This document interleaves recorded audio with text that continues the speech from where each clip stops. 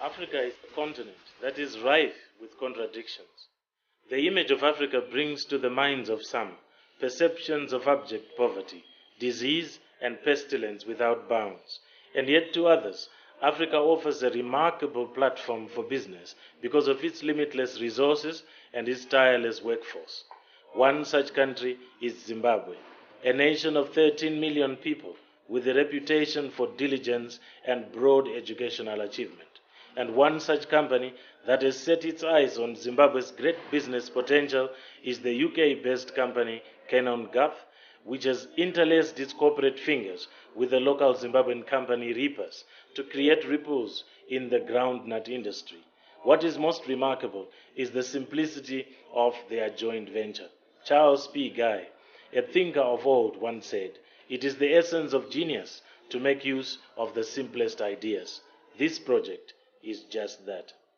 Sufficient consultations have been made to bring business to the people and to give authorities such as traditional chiefs, rural councils, village headmen, and the farmers themselves to establish the best possible trading platform. A rural agricultural products show reveals the range of possibilities with groundnuts, maize, sugar beans, soya beans, and rare blue beans. Schools in rural Zimbabwe serve as more than educational centers for children. They are convenient conference centers for all, at which collective dreams are realized in the most effective and non-bureaucratic way possible. Tairima nzungu tichingorimira kudya. Dzimwe nguva taikuya dovi toenda kuHarare kunotengesa.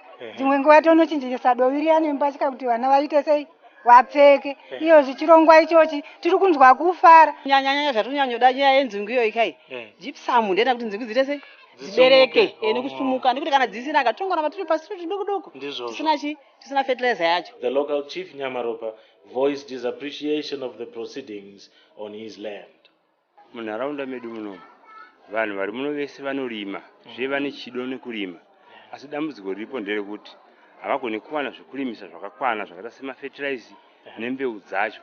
Dai vaibvira kuti vanowana rubatsiro rwembeu nemafertilizer vanorima zvekuzadza matura. Maodzi yese yatinayo pawadhi yega yega pane madhomeni maviri, saka tine varimisi vakakwana nyanzvi dzokurima, saka hatina dambudziko rokurima. Zve vanogara vachiiswa maworkshop yezvekurima maruwa imo muno nevarimisi vavo. Zvandaongorora zvinochabatsira varimi pamberi apa kana tagona kurima zvakanaka mwaka uno tatungamirwa namusiki wedu ndezvekuti kana murimi arima haasina dambudziko rokunotsvaga vanotenga kana kutanga ambita inonzi marketing research iye kunotsvagiridza tsvagurudza uko nokuti anenge anaye kare mutengi wake. Zve unenge waukama wokuti akarima kwangomuzisa kuti kunotakohwa mudunhu redu area yedu tapedza kuunganidza zvinhu mutengi uyo wotenga. Mari iya ichabatwa shoma isingazoumbika kutenga chimwe chinhu, inenge yakubatika pamwe chete kana mutengi wedu ukaenderana zvakanaka chete mbeu dzedu nevatengi vedu. All varieties bar none are exceptional. The appearance is beautiful. The range of sizes is excellent. And I'm convinced that I know that certainly for the common Spanish varieties we have a market for all grades. And there probably just needs to be a bit more work on, for example, the Valencias up there, the Redskins. I would consider them to be a Redskin. And to be honest, Redskins today that are typically or were typically grown in places like Brazil, there are no exports, even though there is a demand for them. So again, that brings some sort of excitement to this. The flamingos, I know, were hugely, and you know, the reception years ago when production was reasonably large scale was extremely positive. And again, you know, we will when we return to the UK, we'll begin work on trying to find some outlets for the flamingo. Groundnut production in Zimbabwe is serious business. It's an aspect of farming, but in all our provinces, especially among the women of Zimbabwe, there is a strong constituency for production of groundnuts now on a commercial basis. We are now reinforcing that there's a strong market, there's a strong offtake for this particular product. And we want to develop the various varieties. We want to expand. We want to become a reliable source for delivery and a permanent source, a growing supply base. Equally, we would like to see technology coming in, our own selves, the know-how to be expanded by exchange of ideas. And when you see a visitor traveling thousands of kilometers and miles away to come and see for themselves, that inspires us. And we believe both of us can now strengthen the theory of a market-led production for the benefit of our people and for the benefit of our economy.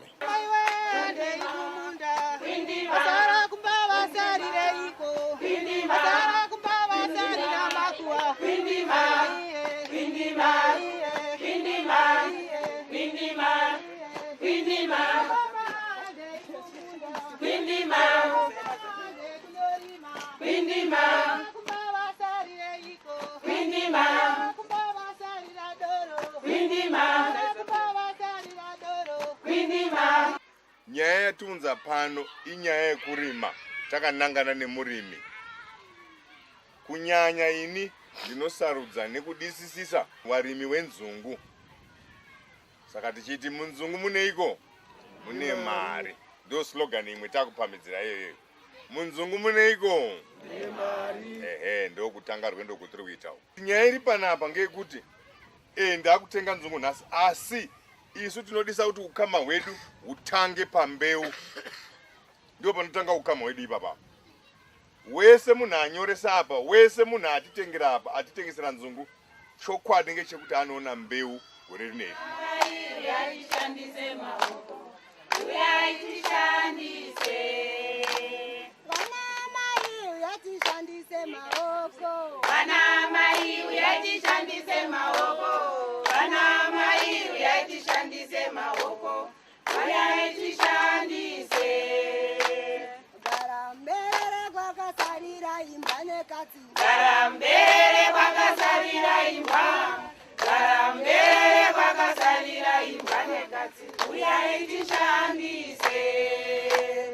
Unlike most industries that are urban-based and therefore far from the sources of products, Reapers has become the local pathfinder in bringing industry to the people.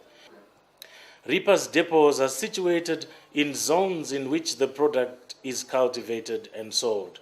It is envisaged that by the end of 3 years, every province will have a groundnut processing plant. A visit to Reapers Nyanga revealed the vision of the man at the helm. Basil Nyabadza, the Reapers CEO, has refused to take the peasant farmers for granted. They not only sell the product, but can also visit the plant to see for themselves how quality value is added to the product before export. This new plant was imported from the United States and is ranked among the best such plants for the industry. It has the capacity for shelling, grading, and packing the product at 8,000 tons per hour, thus making it possible for Nyabadza and his team to serve customer needs with minimum delay. We asked the plant manager about the operations and prospects of the plant and industry. First of all, it's an American machine. All right. It was imported from America. It's a sheller. It's actually a cleaner, a sheller, a grader, and right down to the hand picking. Okay. It does everything from cleaning to shelling to hand picking. I can put in 5 tons an hour, and getting out actually depends on the quality of the crop. All right. If it's a good quality, I'll get out more. If it's a less good quality, then I'll get out a bit less. But what we're getting so far is fairly good. Limited exposure has caused most exporters to provide substandard services and products. In view of this common setback, we asked visiting buyers of the product what their impressions were of the standard of processing and the quality of products they saw going through the mill. I've been bowled over, to be honest, by the setup, by the machinery itself. It's from the top. The machinery itself is from the top US manufacturer. It's always a help. So you can see first and foremost that the strive for quality is paramount to Reaper's sort of end objective. the material itself is looks second to none.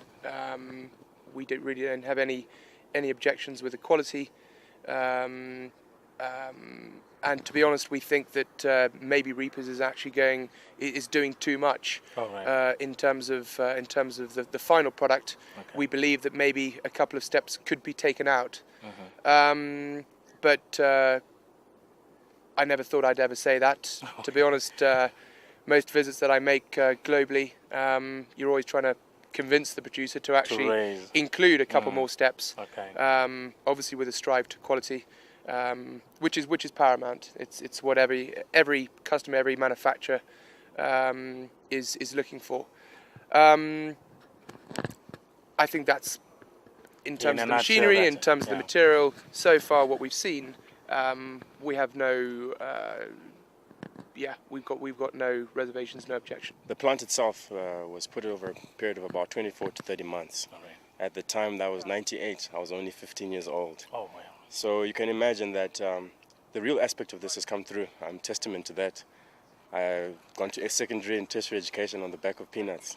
So that certainly speaks a lot with respect to that. Okay. With respect to servicing the industry, this is not only servicing groundnuts, but it's a community-based approach. Yeah. Most of our workers, almost 100%, come from our village, where we come from.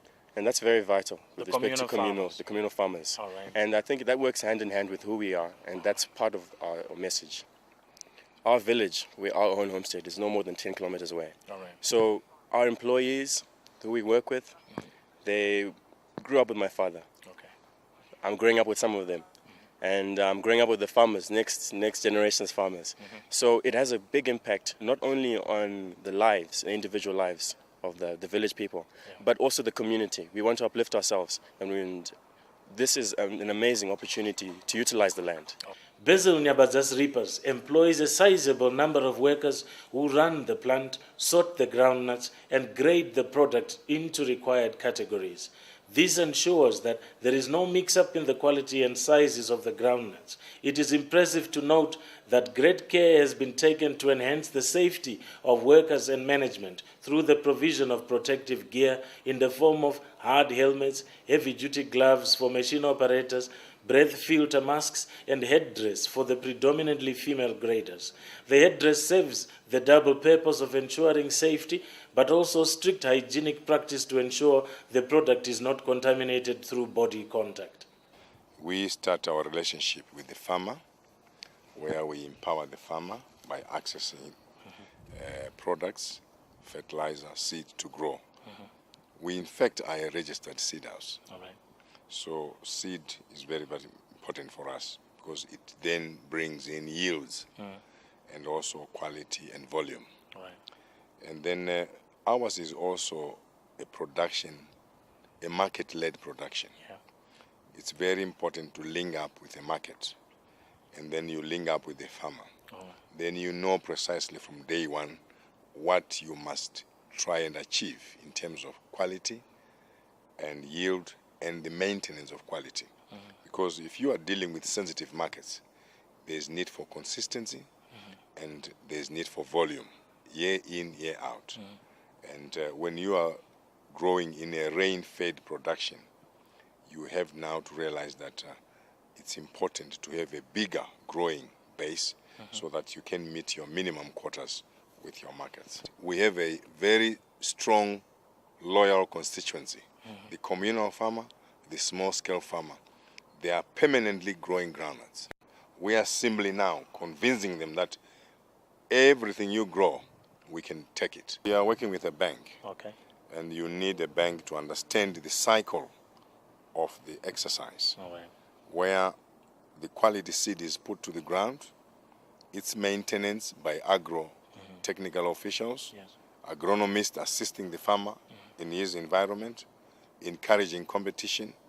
Then you have to now assure that offtake of the entire crop is for your market, both domestic market and a strong external market. Because you must remember that the European community is a big consumer of groundnuts, and they also expect high standards. And we must comply. But by working together with an identified customer base, you then bring the best, starting with the yield, right up to the marketing, quality control of the products.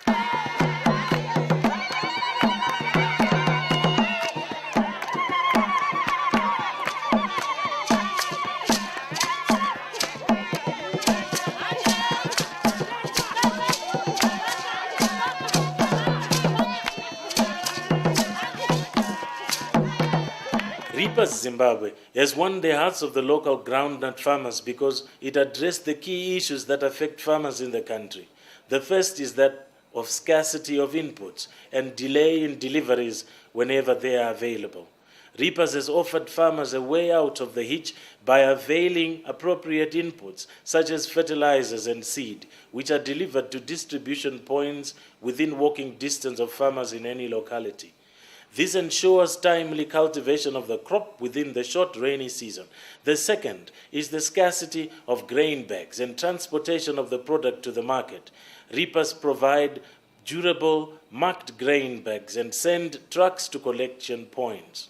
The third and last is the perennial problem faced by farmers in Africa, where it takes a great amount of time between the sale of the product and the payment for it.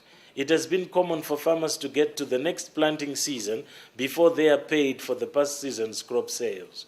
This has raised levels of frustration and has resulted in some farmers opting for alternative farming methods for product other than groundnuts. Basil Nyabadzas Reapers pays farmers on the spot on the day of delivery because the prices will have been established before sales and all farmers will have been satisfied with them. Our company is serious in supporting reapers, and that reapers will support the local community, and we will help the farmers to create better produce that will inevitably increase in a better value. Oh, great. And they'll get a better value for their product. With regard to the machinery, when it came, I was in 1998, I was still 12 years old in primary school. Okay. To this day, you can still see the fruits that the machinery has given to the community, especially in Rusape. All right. It's not a very industrialized town, but at the same time, it's creating employment and making a difference in the lives of many people. All right. Yes, in the rural areas, which I think is something that Reapers really does hold at heart, as it is not a public entity, it's more of a family business, and the community is well within the family, and that is something that we support in our approach. Let's invest in Africa and its future, because it has so much potential, and Reapers is merely brilliance at its best. This is where our people are best. And we have now to link development and to bring its relevance to the community here. In both communities, we saw the hunger to be self-sufficient, to be self-reliant in producing food. Now, we as Reapers, we are a seed house, we are a processor, we are an agro dealer. Yes. We link up with both production and the market. Right. You saw that we had our buyers from abroad coming all the way to buy groundnuts from Zimbabwe.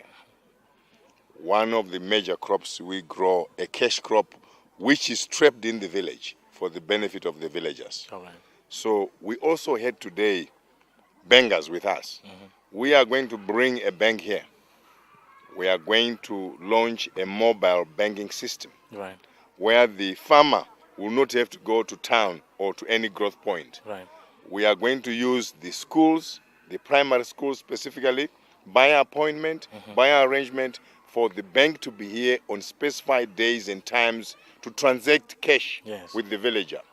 Where value exchanges hands, we are saying the villager must have the right to bank and be banked, so that the villager is now guaranteed with inputs the whole year round. Many a time, our villagers have failed to produce because they access seed and fertilizer 2, 3, 4 weeks after the rains have come. Right now, we are working in Marsh Central, in Marsh East, in Marsh West, in Manicaland, and Masvingo.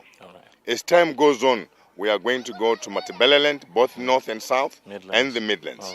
Because though they might not grow many groundnuts, but they grow sugar beans. We are also in sugar beans.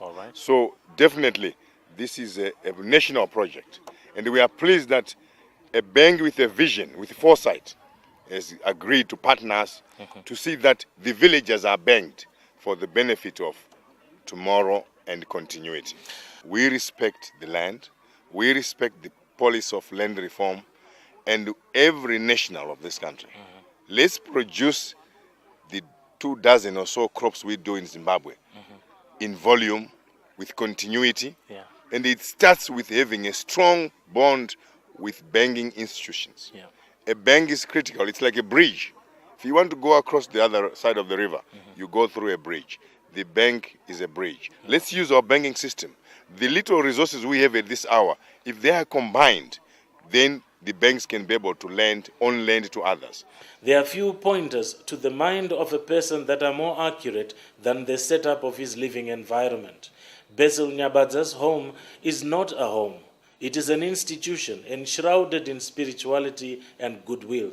The homestead houses the homes of his brothers, a full-sized church to which the entire village comes to worship, a memorial to a member of the family whose life was ended with a gunshot from pre-independence government military, a magnificent housed and roofed burial place for 4 bearers of the family, and the most startling of all, a retirement home for sisters of the church order.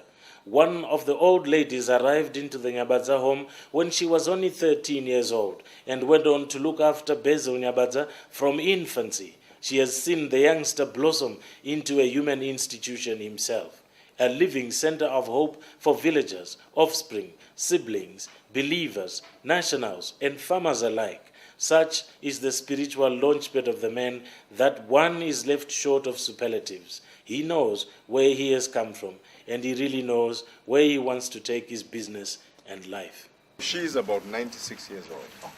She's the oldest sister, the leader of the church. Every morning she wakes up around 5 or 4 to put up the candles in the church. These are the people who brought us up. As the winter sun sets over the koppies to the west, the groundnut farmers reluctantly leave for their homes after an afternoon of great revelation. All is well. Their questions fully answered, products sold and paid for, and inputs for the next season delivered to the local school to which their children go. The groundnut farmers are no longer separate from reapers. They are the reapers. The simplicity of transport for these diligent rural folk is a mirror reflection of the very simplicity put and gendered by this joint venture arrangement. As the Earl of Chesterfield once said, "Whatever is worth doing at all is worth doing well."